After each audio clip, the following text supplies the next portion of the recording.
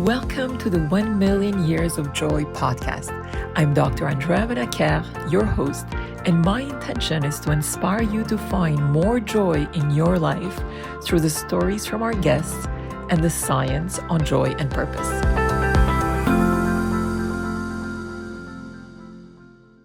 Saylee, it's such a pleasure to have you with us today. Thanks, Andrea, for having me here. Saylee, I want to go back to your roots and particularly the choice of career that you're currently pursuing. You're an accomplished engineer and you have also pursued a master's in classical dance in India. So it's clear that you have these two passions. And I was curious to learn more about how did these passions emerge in your life? That's a very good question. And firstly, I want to mention that I don't think a lot of people know this about me. That I am also a trained Indian classical dancer, and I got my master's degree in Indian classical dance, which is Kathak, before I got my engineering degree. And I've been dancing since the age of 7. So it's almost intertwined for me. The choice of engineering was very natural because of the dance. It was not the other way around. I was exposed to dance very early on because I come from a family background of music and culture and literature. So very naturally, I went in that direction, and it was, I guess, made for me. So while I was doing that, I think I had a good aptitude in science and math, and then I saw the inclination towards engineering. So everything, just like all the pieces, fell in place for me. So it was a very natural choice, but also my background, my upbringing, my conditioning had to do something with the first choice, which was like getting into the dancing aspect. And as you know, like art, especially music and dance, it is a combination of math and science. It doesn't just exist, there is a science behind it.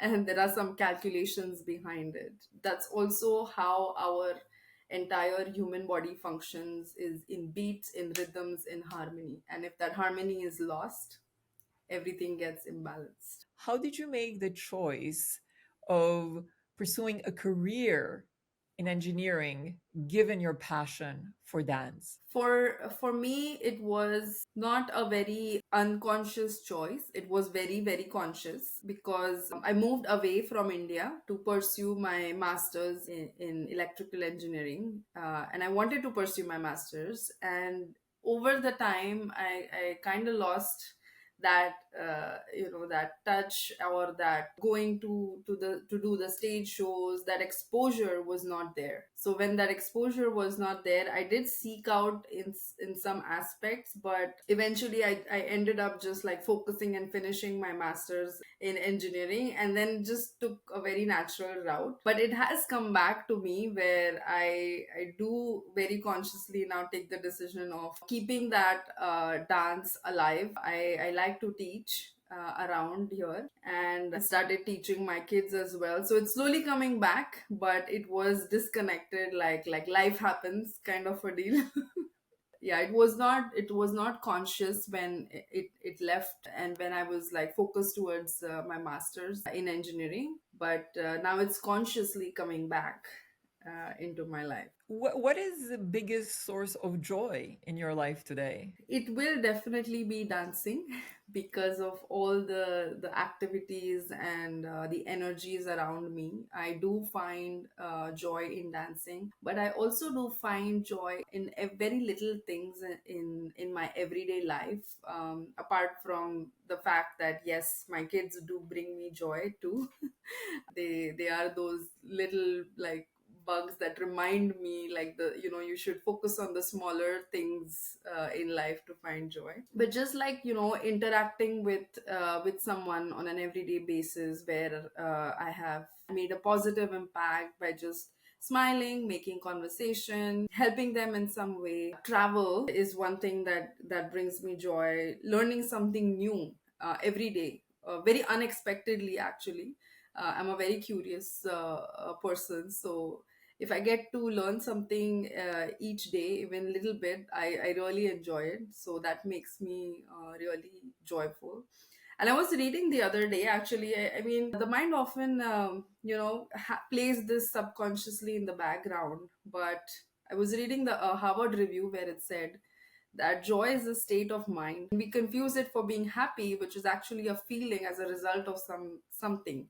Either it's an environment or an external stimulus or something. But being joyful is actually like a constant state in which your mind has to be. And I was like, yeah, that is exactly right, because you can feel happy by anything, but to be joyful, sometimes I feel it's a choice, because the mind is very vast, very powerful. You have to be aware and make that choice to be in that state of mind. So, travel, I would say travel, dance, meeting people does give me joy. And in your experience with all the travel and also after living in India, the US, and Canada, how does the concept of joy vary across different cultures in your view? That's a very good question, actually. When you put it out like that, like I've never really thought about it, but I think joy doesn't know any boundaries. It exists, coexists in every place, every culture. I feel even though cultures are very different from like the east to west, or even like in Canada and the US, cultures are very different. It's very human. Joy, feeling joy, experiencing joy is very human. So it doesn't matter where you come from. I think you can pretty much see the whole spectrum wherever you are in this world. It's a individual feeling or state of mind. And has your understanding and view on joy evolved over the years? Oh, yes, yes. I think growing up, sometimes we can call it growing up, being mature, or experience in life adds value to the values you have been grown up with or conditioned with, and it gives more reasoning. And once there's more reasoning, there's more awareness. The experiences really contribute towards your learning and handling of certain scenarios, your happiness levels, your joy, your experiences, and whatnot. So definitely, when sometimes we end up telling our kids, I have way more experience than you do. Like, I've done this way more times than you have. I think there is some truth to that with experience comes that enlightenment of knowledge and how we handle different scenarios life throws at us, because uncertainty is the constant, right?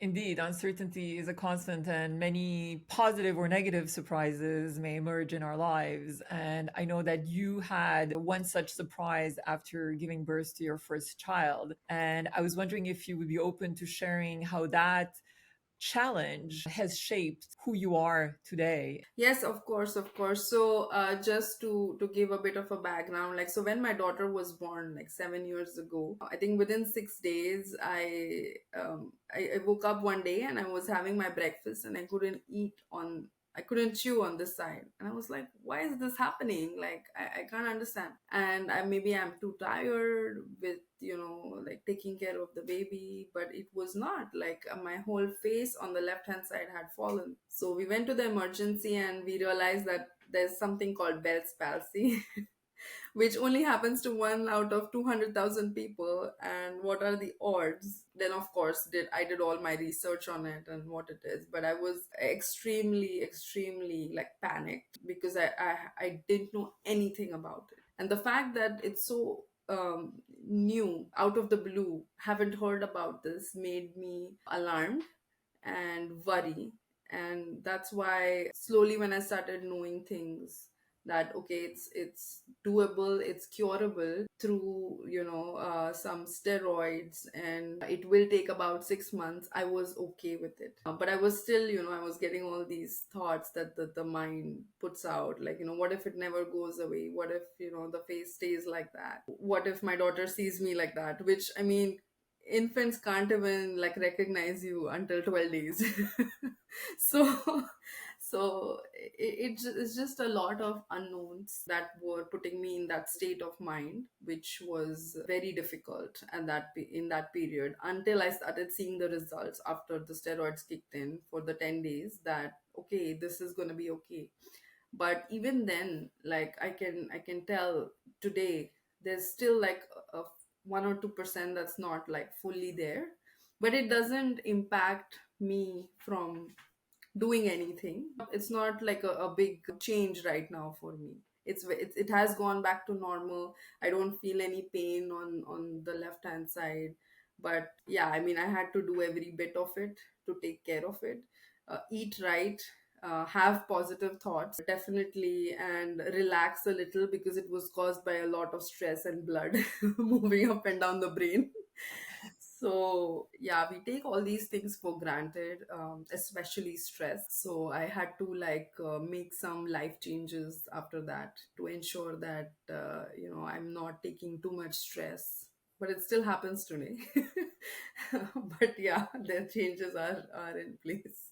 Thank you for sharing your story. I can imagine it must have been so tough for you and for your family, especially because the excitement of being a mother, I can imagine, was transformed as a result of the diagnostic that you Yeah. got. And happy to see your beautiful smile today and that Thank you. you're doing great. So you're sharing some aspects of how you're navigating adversity. Are there specific insights and practices that you now embrace as a result of that experience that really has shaped you juggle the ups and downs of life? Yes, definitely. It doesn't end there, like that was like a physical effect of what happened during giving birth. But life and death are both very life changing events in anybody's life. There can be other events as well, and I've had those as well. And through those experiences in my life, I have learned that exercise is something that really gives you that boost when you are not feeling at your level best. It can help you come out of a sad, anxious, or depressive state of mind very fast, because it generates the four hormones in the brain: the endorphins, the serotonin, the neurotransmitters, the oxytocin, and dopamine. They can act as those stimulants. So exercise definitely for me, and I've been doing yoga since I was dancing. So it is an integral part of me. I resort to that more often than any other type of exercise. There is travel. I love to travel because that is some kind of change in the environment that I'm in currently, so that can help. I do drink a lot of water, which is essential, and breathing techniques. And I think we did discuss that in the workshop we had on the stress and scarcity management. And I will tell you, like, even though you know those techniques, at the right time, it doesn't come to you very naturally. Like, you don't do it because of your state of mind. Every day doing little of these, like exercise, meeting somebody new, or putting yourself in a new environment, not too challenging, drinking water, a bit of like breathing practice, keeping away from like items that bring you stress, at least like immediately. And for me, definitely it was dancing, so I did bring back that practice, and learning something new. You don't have to challenge yourself and eat the elephant at the same time. Like, you can take like baby steps towards reaching that goal, but every day, like little definitely can help anybody experiencing not a joyful state of mind. And if you were to go back in time and give your younger self one piece of advice, what would that be when it comes particularly to living more joyfully? I would say let it go. Because that is a very big one. Like, that is one thing I've learned from my experience in moving countries, job, life changing, family, death, life, everything. So let it go.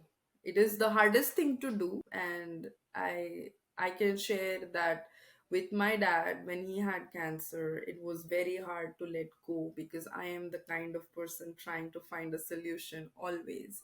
So when we knew that we could not do anything anymore, that was a life lesson for me, that you have to learn to let go. You just cannot find a solution for everything in life. And sometimes people just like overthink a lot of things because they are unable to let go, and that causes a lot of these like anxiety, depression, stress, and cortisol, heart attacks, all these kind of things. So it's like, just let things be and just breathe and live your life. So on the letting go piece, if I understand your perspective, it's really about embracing uncertainty and getting into a mindset of acceptance rather than resistance, right? Is that really what your view is on this? I believe so, because the quicker you accept, the faster you can see how you can adapt to it. You have to learn to adapt to the situations, and that's how you thrive, not just survive in uncertainty. To help you adapt, you need to be able to let things go and accept it, that it's okay. Of course, if it comes back to you, that's fine. Like if it's a good thing and it comes back, yeah, that's fine, you can take it. But if it's something that's hurting you at that moment, you need to let it go. But that comes with awareness. You need to be aware of what is really happening. Absolutely. And as we're talking about the passing of your father, even just getting the news that there's nothing further we can do medically, there's that shock that comes with it. And it's called, the cycle of grief, right? That, the Yeah. shock, and you basically have to go through the stages that are naturally allowing you to go from shock to the final stage, which is acceptance. And there's a lot of challenges along the way, a lot of negative emotions that come with it, but it's very powerful because then we can truly focus our attention and energy on things that we can control rather than things that we cannot. And I think that's one of the biggest struggles that many individuals have in terms of making that distinguishment between focusing my energy and power on things that I can actually control. And one of the primary areas you can control, no matter what the situation is and no matter how challenging life may be, is how we respond to specific challenges that come our way. Yeah, but also, we even though we read about all these things everywhere, the exposure is there, but to choose that, to make that choice is very difficult. Now, I say that I had to accept it, or you should let it go. It is not easy, because firstly, there are cycles to it. Like, you go through those maybe 7 cycles or whatever you're feeling in like bursts. So yes, I accept it, but then again my mind goes back to thinking, what if, like, and then again I'm accepting. So you have to like still go to that accepting point. And I think I was very fortunate enough, because I had people who surrounded me, told me that you need to focus on what were the good parts about having him around, or what brought you joy with his thought, rather than thinking what you could do to fix it, so that you could let him go. So I was very fortunate that I had the people around me who helped me get that insight, because when you get experience in life, your perception shifts. So the same thing you perceived 10 years ago may not be the same 10 years later, because now your perception has shifted. Maybe you know more, maybe you understand a bit more. And that's why I always believe the things that come to you only come to you at a time when you are ready to understand it. So even if you run behind something that you want, you will not get it, because your energies in life have not reached that level where they could understand it or execute. If we now dive into just your overall journey with all these various experiences, and if your life was a book or a movie, how would you describe your story, and what would be the title in a couple of words? I think since I knew uh, a thing or two about how to present myself because of my dancing background and stuff, somehow I've always thought that someday I will have my book, someday I will have my interview, and I've been like in my head I've been prepping like what I'm gonna say, what I'm gonna write about. So it's like the visualization that I've been doing is just happening right here. But if I were to describe myself in my stories, I would say, peace would be the title of my book, so to say. Today, at the point where I am, I think that matters way more to me than anything else. And it would encompass everything about, finding joy, the experiences like dancing, traveling, learning new things, color in life, how we make decisions, all the curiosity engulfed around us, how we can learn to forgive ourselves actually, because we often don't do that, and we start judging and criticizing our own self, the scenario around us, and it's a whole plethora of things that happen. I think all of that would come in to finally find peace. So finding peace probably would be the title of my book. And if it would be a movie, there would be a lot of dancing. For sure. Like I'm a hardcore Indian at heart, so there's no movie without dance and song. Beautiful. And what role does gratitude play in your life? A huge one at this point, because without gratitude, I don't think I would have the firstly the joyful state of mind. The second thing is the peace in my life, and just the fact that there's more understanding of the situation that I am in, or blessed to be in. I've started taking less things for granted, very honestly, over, coming back to your question of what has happened between the time I left India, came to the US, and now to Canada, is we cannot take a lot of things for granted. How we have been brought up, what our conditioning is, what we have been served on a silver platter. That is something that is brought back to me by gratitude, the practice of gratitude. And the way gratitude came in my life is, like I said, I needed it the most. And that's when I got it.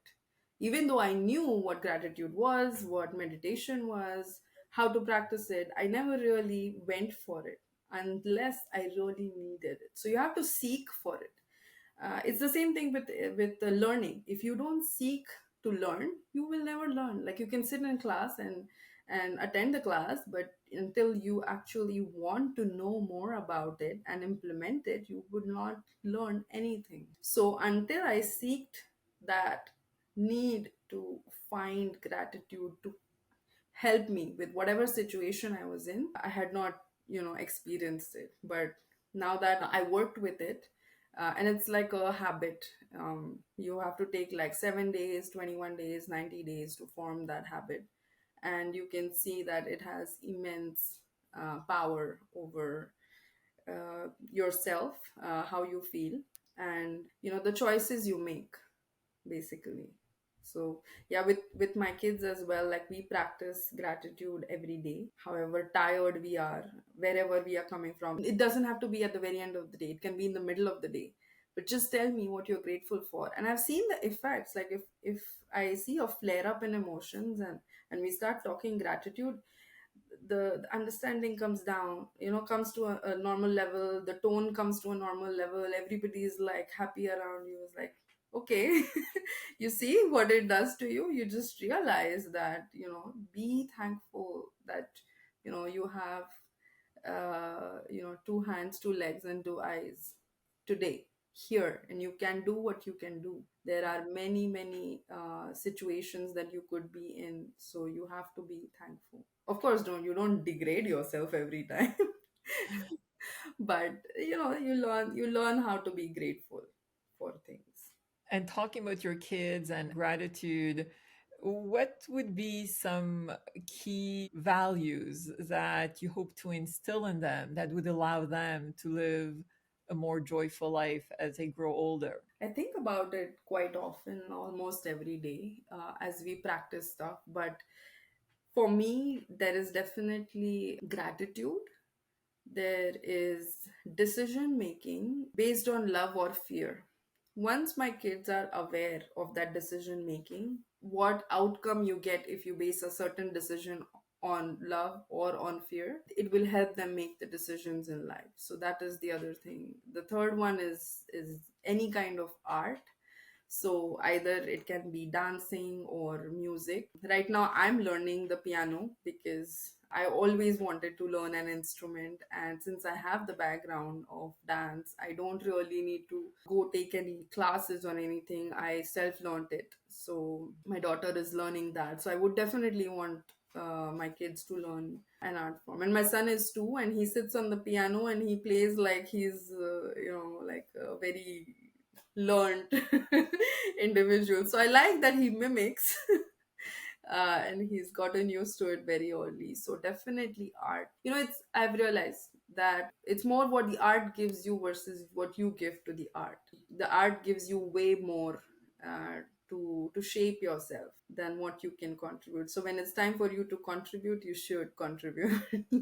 And it's really funny that you're sharing that you started playing the piano, and this has been one of my desires as well for a long time. And Yeah. I've gotten into this also more extensively, and it's so beneficial for the mind, at least from all the research out there. It's been scientifically proven that if you learn a language or a musical instrument, it really is very powerful for the mind to keep your mind young. It's interesting that we both have the same pursuits, because it is something that I've always said, well, I'm going to regret it if I do not actually pursue this, because I've always been delaying it for various reasons. And I said, no, this is it. This is a moment to continue building on this practice and being able to do something that I enjoy. No, absolutely. I think I got this from my teacher, my dance teacher, when back in India. And we would always have like all instrumentalists like sitting with us, and we would perform. And I would always be like, it's very difficult to play an instrument. And she told me it's not very difficult. It's just like you should have that enthusiasm to the same thing you share in dance, like they share in playing the instrument. And then like this lifestyle that we have here, where I am going to the office and a touch of art is not there. So what can I do in my little space where I can challenge my brain to learn something new? Because dance I know, right? I can practice it, yes, but I'm not like learning something new. I mean, I choreograph also. I've done stage shows also. So I've like come to that peak point. So I'm like, what new can I learn? So, in that little space of mine, I thought of the piano as one alternative, and it is the same basic, same notes. It's just that now that feeling, the music is like something different. There's a practice to it, and practice makes me very joyful, to be honest. It makes me very happy that, I started a song today and I can finish it in 2 days. Like I can learn it in 2 days. Okay, so that is great. I can, do that. As we're looking into the future, are there specific aspirations or things that you envision to pursue to make sure that you live a life with no regrets? I think there are some things bubbling in my head. Like maybe going back to pursuing some kind of, hybrid material model, like with my current job, and then have like a little bit of a dance, classes or school. And then I want to start some kind of a blog with whatever information I have gained on believing in yourself or having faith, or some tips to help others who might need some kind of help during uncertainty. So blog is one of the items high on my list. So I would start with that. Definitely, I want to help with whatever information I have, because I feel I'm very fortunate and very privileged to know that, and to actually even have that right sense of decision making when it comes to dealing with adversity, because it is not easy. And I will honestly tell you, after the workshop on scarcity and stress management, I personally had myself an experience with stress in a way where I had to use one of the techniques that you mentioned. So I was like, this has come at the right time in my life. And one day you can be in a joyful state of mind, and the other you may not find yourself. So then what do is go resort to these resources, right? Wonderful. Happy to hear that, by the way. Thanks. I wanted to mention that to you before, but yeah, I can give some details about it later. Any final thoughts on creating a more joyful society and world from all your experiences? I would like to have more personal interactions with a lot of people actually, and try to make a positive impact wherever I am. That would be, I believe, my contributions to having a more joyful environment. There's only so much we can do, but I really like that I am part of this initiative that you are having, and you're spreading this joy to a lot of people, and it's a very good thought to actually have these a million years combined with uh, and I can't even imagine how many people that would be and reach out to. So I'm really happy that I am here with you discussing and chatting about joy. Definitely. Well, Saylee, it's been an immense pleasure to have you here with us today. Thank you so much for sharing your experiences, and may the future be filled with lots of dancing and laughter and joy for you and your family. Thank you. Thanks, Andrea. Thanks to you. Bye. Thanks for having me.